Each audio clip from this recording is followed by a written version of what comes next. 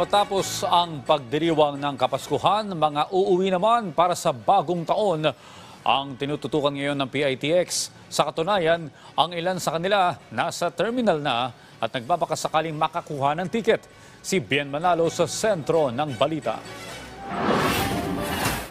Alas 4 pa lang ng umaga, nagtungo na ng Parañaque Integrated Terminal Exchange o PITX si Leonisa Narito na uuwi sa kanilang probinsya sa Piudoran, Albay para doon ipagdiwang ang bagong taon.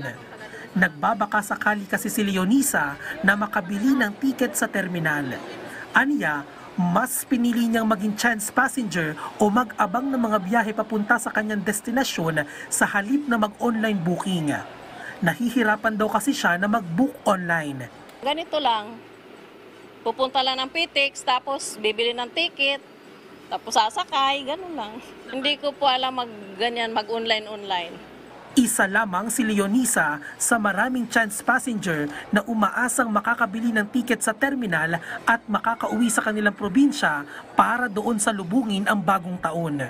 All set na ang pamunuan ng Parañaque Integrated Terminal Exchange sa dagsa ng mga pasahero ilang araw bago sumapit ang 2024. Ayon sa pamunuan ng PITX, inaasahang aabot sa 2.6 milyon ang bilang ng mga pasaherong dadagsa sa terminal mula December 15 hanggang January 3. Mas mataas ang bilang na ito ng halos 2 milyon kumpara noong nakaraang taon.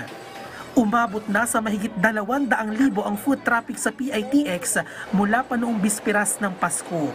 Kasunod nito, tiniyak ng pamunuan ng PITX sa publiko ang mas pinaigting na seguridad sa terminal katuwang ang Philippine National Police.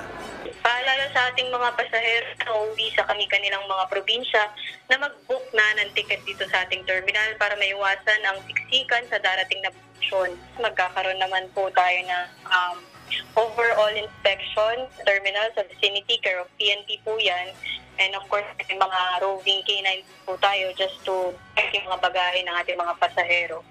Hinihikayat din ng pamunuan ng mga pasahero na gumamit ng online booking para sa mas mabilis na transaksyon at iwas abala na rin. Bien Manalo para sa Bayan.